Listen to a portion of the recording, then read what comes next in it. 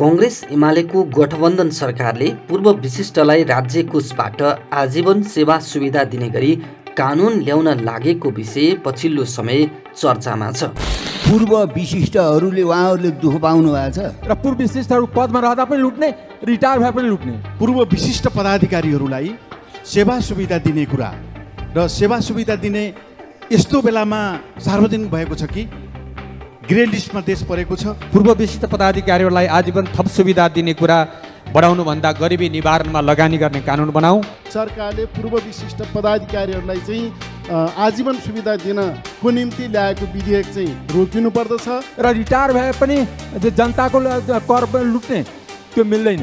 राज्यबाट चाहिँ सुविधा लिने व्यक्तिहरूको पनि सुविधा घटाउने बेला हो, यो सङ्कटको बेला हो। पूर्व विशिष्ट दुनियाँमा कुनै पनि पद हुँदैन, पूर्व कहीँ पद हुन्छ, पद वर्तमान हुन्छ। राजनीति सेवा हो, अब चाहिँ यस्तो कुरा चाहिँ बन्द गरिनुपर्छ। यो कसले चलाउँछ सरकार?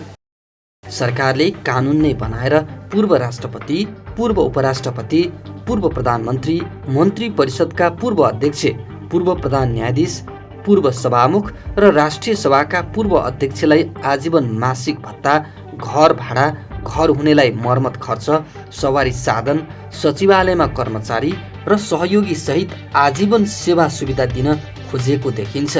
2081 पुस 9 मा बसेको मन्त्री परिषद बैठकले पूर्व पदाधिकारीको सुविधा सम्बन्धी व्यवस्था गर्न बनेको विधेयकको मस्यौदा तयार पार्न गृह मन्त्रालयलाई स्वीकृति दिएको थियो।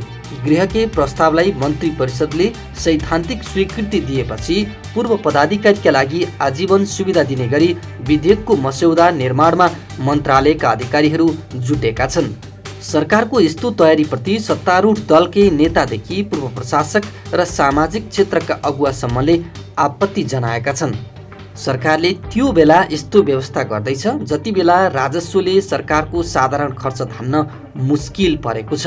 कुल बजेटको 62% अर्थात् करिब 12 खर्ब भन्दा बढी रकम हरेक वर्ष कर्मचारीको तलब भत्ता, जनप्रतिनिधिको सेवा सुविधा र अन्य प्रशासनिक कार्यमा खर्च हुँदै आएको छ। बढ्दो चालु खर्चले अर्थव्यवस्थामा खतराको घण्टी बजाइसकेको छ। आजभन्दा 10 वर्ष अघि आर्थिक वर्ष 2070-71 मा सरकारले कर्मचारीलाई तलब, सामाजिक सुरक्षा, अनुदान र दैनिक प्रशासनिक कार्यका लागि 3 खर्ब 33 अर्ब रुपियाँ बजेटले पुग्थ्यो, तर अहिले 11.5 खर्ब रुपियाँले पनि नपुग्ने अवस्था छ। केही समयदेखि यता हामीहरू कहाँ छौँ भन्दाखेरि राजस्वले साधारण खर्च धान्न धौधौ भइरहेको अवस्था छ। मैले यो सच्चाइलाई यहाँ राख्दा हुन्छ भन्न ठान्छु। वर्षभरि सङ्कलन गर्ने राजस्वले चालु खर्च धान्नै मुस्किल हुन थालेको छ। मुलुकको विकास निर्माणका लागि त ऋणको सहारा लिनुपर्ने अवस्था छ। चालु प्रकृतिको खर्च कसरी घटाउन सकिन्छ भनेर अध्ययन गर्न सरकारले 2075 मा अर्थशास्त्री दिल्ली राज खनालको संयोजकत्वमा सार्वजनिक खर्च पुनरावलोकन आयोग गठन गरेको थियो। उक्त आयोगले 6 महिना लगाएर अध्ययन प्रतिवेदन तत्कालीन अर्थमन्त्री डाक्टर युवराज खतिवडालाई बुझाएको थियो। उक्त आयोगले भइरहेको मन्त्रालयको सङ्ख्या घटाएर 16 मा झार्न, 50% विभागहरू खारेज गर्न, 1000 भन्दा बढी निकाय खारेज गर्न सुझाव दिएको थियो। तर अर्थ मन्त्रालयको दराजमा थन्किएको यो प्रतिवेदन कार्यान्वयन गर्न कसैले आँट गरेका छैनन्। उसो त खर्च कटौतीका लागि बनेको यो पहिलो आयोग पनि होइन। त्यसअघि 2048, 2057 र 2066 मा पनि आयोग बनेका थिए, तर ती कुनै पनि आयोगको प्रतिवेदन कार्यान्वयनमा गएनन्।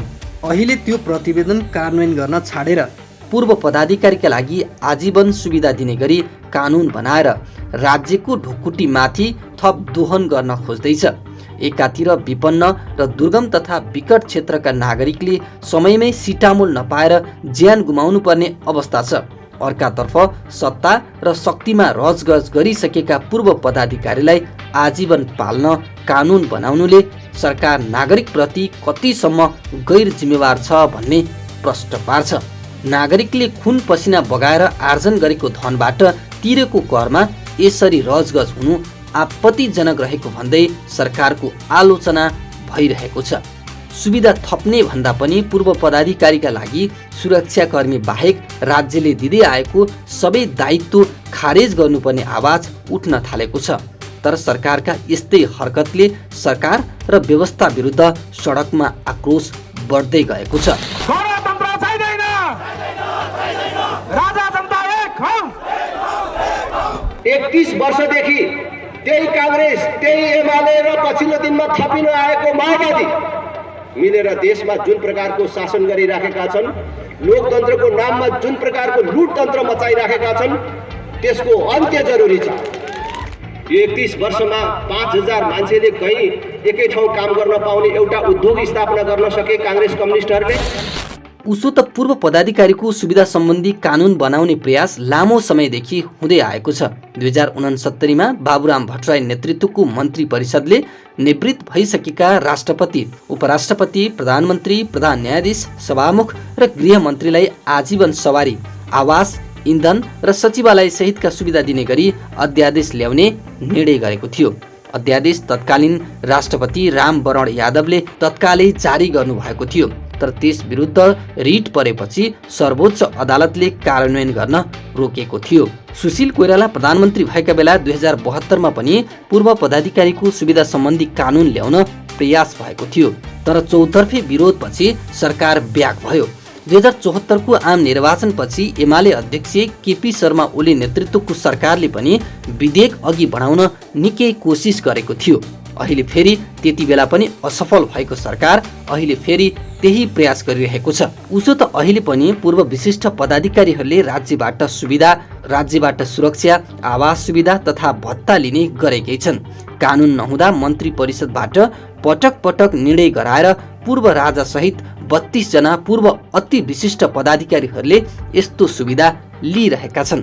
पूर्व राष्ट्रपति डाक्टर रामवरण यादव, विद्यादेवी भण्डारी, पूर्व उपराष्ट्रपतिमा नन्दकिशोर पुन, परमानन्द झा तथा पूर्व प्रधानमन्त्रीहरूमा पुष्पकमल दाहाल, शेरबहादुर देउवा, माधव कुमार नेपाल, झलनाथ खनाल, डाक्टर बाबुराम भट्टराई र खिलराज रेग्मीले पूर्व विशिष्ट पदाधिकारीकी हैसियतले राज्यबाट सुरक्षा, आवास सुविधा तथा मासिक भत्ता बुझ्दै आएका छन्।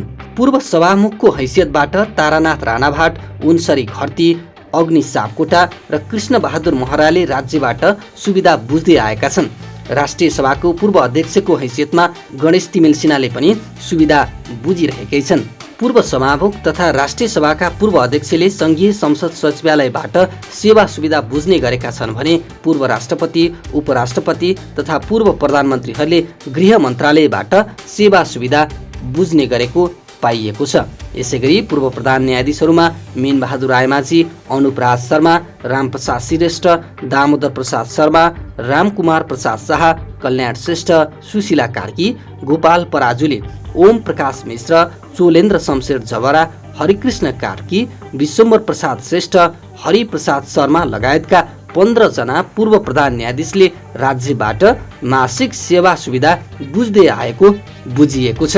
के सुविधा लिन्छन्? पूर्व राष्ट्रपतिलाई एउटा सरकारी गाडी, 205 लिटर पेट्रोल तथा 50,000 रुपियाँ मासिक भत्ता उपलब्ध गराउँदै आएको छ। आवास सुविधा अन्तर्गत घर भाडाका लागि मासिक 2 लाख रुपियाँ उपलब्ध गराउने गरिएको छ। काठमाडौँमा घर भएकाहरूको हकमा मर्मत खर्च भनेर 1 लाख रुपियाँ दिने गरेको छ। सुरक्षाका लागि 20 जना सुरक्षाकर्मी उपलब्ध गराइएको छ। त्यसैगरी सरकारले पूर्व राष्ट्रपतिको सचिवालयको खर्च समेत उपलब्ध गराउने गरेको छ। पूर्व राष्ट्रपतिलाई उपसचिव स्तरका कर्मचारीलाई निजी सचिव, 1 जना कार्यालय सहयोगी, 1 जना सवारी चालक, बिजुली र इन्टरनेट बापत खर्च उपलब्ध गराउँदै आएको बुझिएको छ। सवारी चालक तथा मासिक भत्ताको सुविधा पूर्व प्रधानमन्त्रीहरूले समेत बुझ्दै आएका छन्। सुरक्षाका लागि पूर्व राजालाई पनि 50 जना सुरक्षाकर्मी उपलब्ध छन्। देशलाई दिएको योगदानको कदर स्वरूप सुविधा दिनु एकछिनका लागि सकारात्मक मानिदिउँ, तर मुलुकको आर्थिक अवस्थालाई हेर्ने हो भने सुविधा थप्ने भन्दा घटाउनेतर्फ राज्यले जोड बल गर्नुपर्ने देखिन्छ। किनकि सरकारले हरेक वर्ष वहन गर्नुपर्ने अनिवार्य दायित्व समेत थैलीका कारण धान्न सक्ने अवस्था छैन। गणतन्त्रका नाममा लुटतन्त्र चलेको भन्दै दल र नेताहरूको सार्वजनिक विरोध चर्किएका बेला पूर्व विशिष्टलाई आजीवन सुविधा दिन कानुनको मस्यौदा तयार पार्दा दलहरूप्रति थप वितृष्णा बढाएको छ। तसर्थ अहिले औलामा गन्न सकिने संख्या छ भन्दैमा सेवा सुविधा थप्न खोज्दा मुलुकको ढुकुटीमा दीर्घकालमा कस्तो प्रभाव पर्न जान्छ भन्ने बारे गम्भीर समीक्षा गर्न जरुरी छ।